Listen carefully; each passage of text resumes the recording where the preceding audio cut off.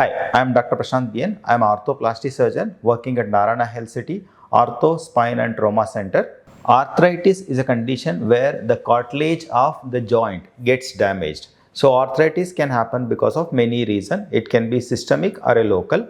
So systemic reasons like rheumatoid arthritis or psoriasis, sickle cell disease, all other things cause secondary damage of the cartilage, and this would slowly progress to mechanical problem of the joint. That can be a rough movement in the joint or a block in the movement of the joint.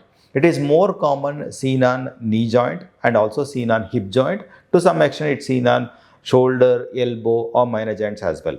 So in early stage of arthritis, the causative factor if you address like rheumatoid arthritis, taking treatment for that, psoriasis, taking treatment for that, helps in preventing the progression of the disease.